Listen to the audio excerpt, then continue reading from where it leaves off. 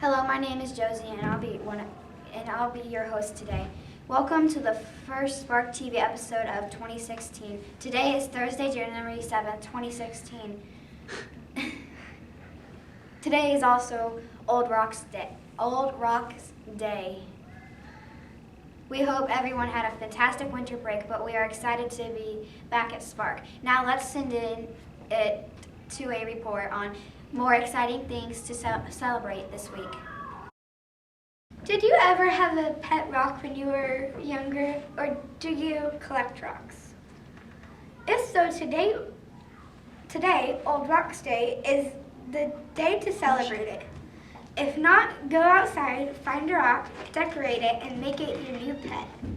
Or just create a fancy rock garden. The origin of Old Rocks Day is unknown, but it is known for the Earth's oldest rocks. Earth's oldest rocks were formed 3.8 billion years ago. Rocks come in the form of igneous rocks, sedimentary rocks, and metamorphic rocks. Rocks are made with natural, non-living chemical substances called minerals. Some minerals that make up rocks can be very valuable, such as gold. Some minerals found on Earth are classified as gemstones, such as diamonds.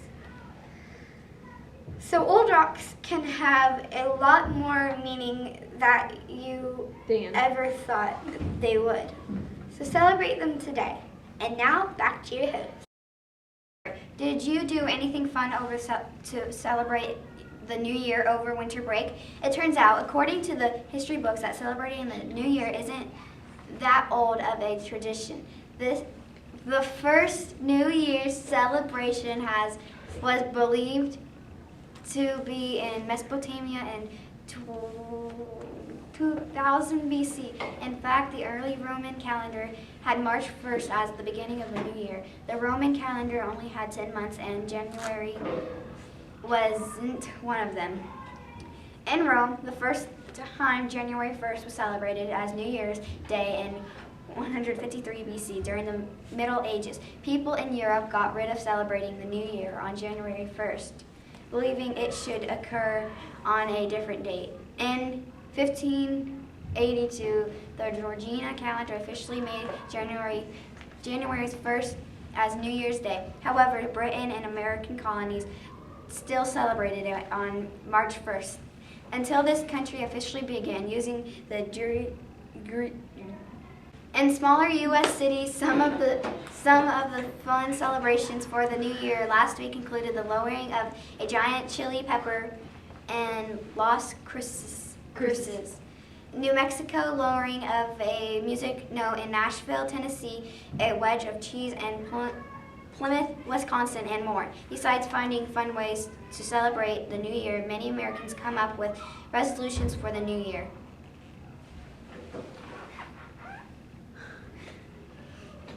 What is your New Year's resolution, and how do you plan to keep it? Do you have a New Year's resolution for this year? If so, what is it, and what do you plan on keeping it? I do have a New Year's resolution. I'm going to try to eat healthier and just kind of get in shape and be healthier all around. I don't know how I'm going to keep that one because I really struggle with making myself do things. So I'm really busy with other things, and so trying to find the time to exercise. And so I'm just going to try and eat healthy. We'll start there. And we'll go. Hi, Kelsey. Do you have a New Year's resolution for this year? Yes. What is it? To get a front tuck on the floor.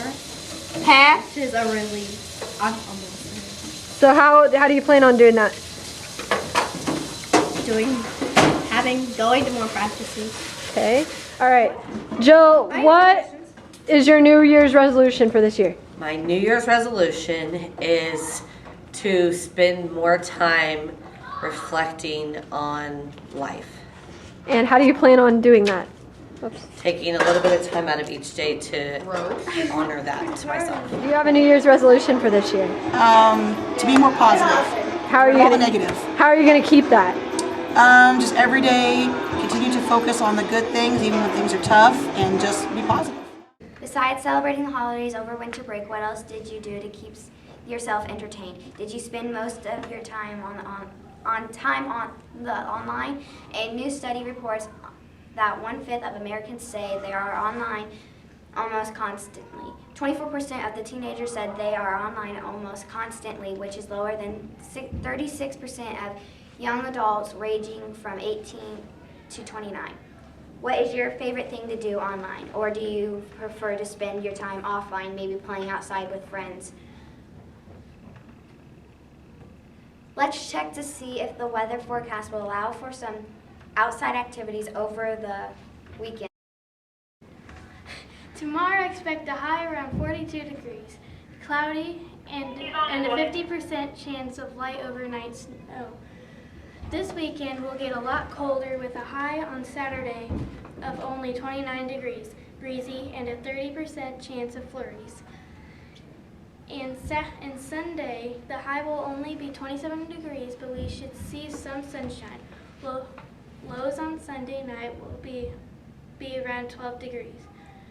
It will warm back up for the start of next week with a high on Monday of 33 degrees and back into the 40s on Tuesday. Now back to our host.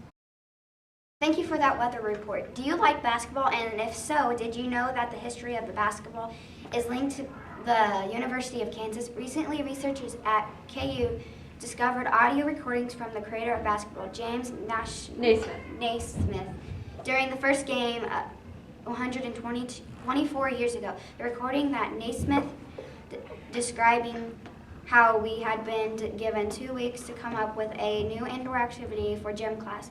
It started with an old soccer ball, 2 teams of 9 kids, and 2 peach basketballs. The goal was to throw the ball into the opposing team's basket. The first game did not go smoothly.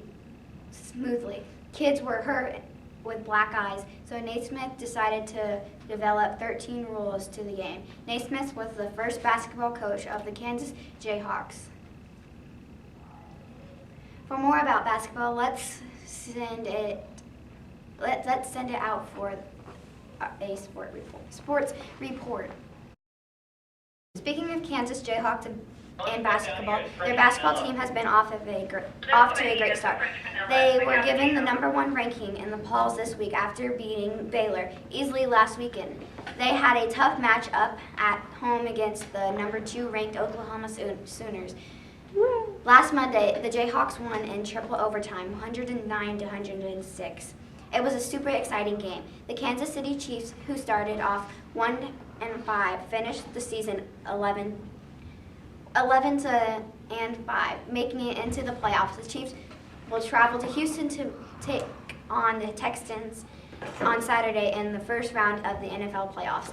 This is the time both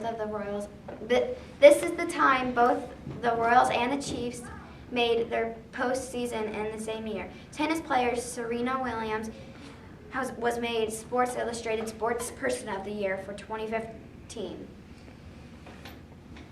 She's the first female athlete to be honored individually by the magazine in over 30 years. Serena went 53-5 in 2015, and was just matched 2 matches short of the first calendar year Grand Slam in 20 years. She was ranked #1 in the entire season. In more local sports news, wrestling practice began for both HMS and HWMS students this week. Good luck to both schools as they begin their seasons. And basketball games start back up at HMS tonight. The girls' team are home and the boys are away against Perry Hills. HWMS also has basketball games tonight. Girls are home and boys are away against Rose Hill. Games begin at 4 p.m. for HWMS and 5 p.m. for HMS. Good luck to all the sports teams in action this week. Now back to your host. That's all about the time we have for today's episode. We are excited to be back at Spark and are excited for what 2016 has in store for us here. Thank you for watching.